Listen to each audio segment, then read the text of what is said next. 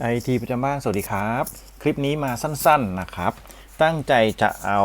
ซองหนังสำหรับ Microsoft Surface แล้วก็แท็บเล็ตมาแนะนำผมซื้อมาใช้เองนะครับตัวนี้เป็นหนังกำมะหยี่ค่อนข้างสวยนะครับด้านหน้าจะมี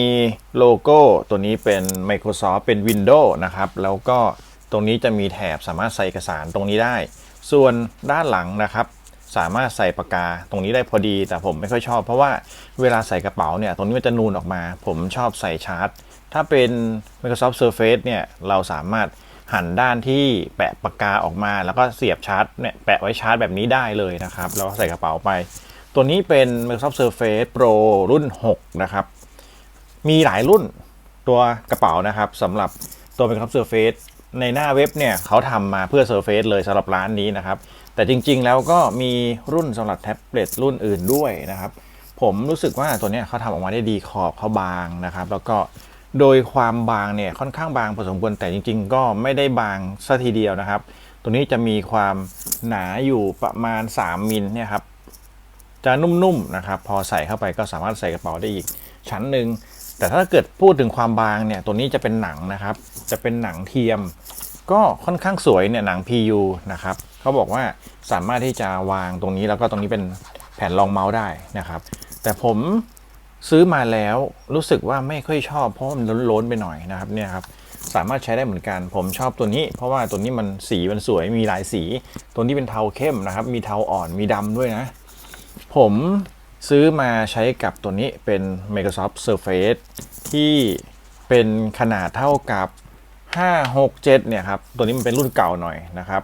สามารถที่จะใช้งานได้ทั้งคู่ตัวนี้เป็นรุ่นสำหรับแท็บเล็ตซึ่งไม่มีโลโก้ Windows นะครับก็ใส่แบบนี้เลยนี่นะครับพอใส่เข้าไปแล้วก็สวยไปอีกแบบแต่ว่ามันโลนมันดำๆมันไม่ค่อยสวยเท่าไหร่ด้านหลังก็แบบนี้เลยครับแต่ก็มันปกป้องตัวเครื่องได้ปกป้องฝุ่นปกป้องรอยขีดข่วนได้นะครับก็เอามาฝากมาให้ชมตัวนี้มาในนามยี่ห้อนี้นะครับเป็นยี่ห้อทาเคเซนนะครับโอเคนะมีหลายสีคุณก็ตามลิงก์เข้าไปดูใต้คลิปได้เลยถ้าเกิดท่านใดที่กำลังมองหาซองหนังบางๆเพื่อเอามาใส่แท็บเล็ตหรือ Microsoft Surface แล้วก็เสียบไปกับกระเป๋าพร้อมกับโน้ตบุ๊กมันจะทำให้ขนาดมันไม่หนานะครับก็โอเคประมาณนี้สำหรับผมเชียร์ตัวนี้ค่อนข้างสวยเนี่ยครับสวยมากเข้ากันพอดีเลยถือว่าออกแบบมาได้ดีครับร้านนี้เขาทำเพื่อ Microsoft Surface เลยนะครับพอสวมเข้าไปก็จะรู้สึกว่าพอดีเป๊ะความกว้างพอดีเลยเนี่ยครับพอดีเลยสวมเข้าไปลื่นๆด้วยนะส่วนเอกสารก็ใส่ตรงนี้ก็ได้นะครับโลโก้ตรงนี้สวยดีเป็นเลเซอร์พิมพ์มาเรียบร้อยแล้วนะครับส่วนท่านใดที่ต้องการจะใส่ปากกาตรงนี้ก็ใส่ได้ครับเนี่ยมันก็จะออกมาเป็นแบบนี้สวยดีถือสำหรับคนที่ชอบถือก็ใส่ปากกาตรงนี้แล้วถือมันก็ดูสวยดีนะครับแต่ถ้าใส่กระเป๋าเนี่ยแนะนำให้ถอดออกถอดแล้วก็แปะไปกับฝั่งนี้ถ้าเป็นฝั่งที่ชาร์จเนี่ยแปะไปแล้วใส่มันก็ไม่โดนนะครับเสียบใส่กระเป๋าเป้สะพายหลังเนี่ยโอเคมากสวยดีนะครับก็เอามาฝากประมาณนี้ถ้าใดที่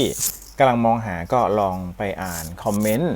ลองไปดูสินค้าดูตัวเลือกว่ามีรุ่นอะไรบ้างเผื่อจะชอบนะครับสำหรับคลิปนี้ก็มาสั้นๆเพียงเท่านี้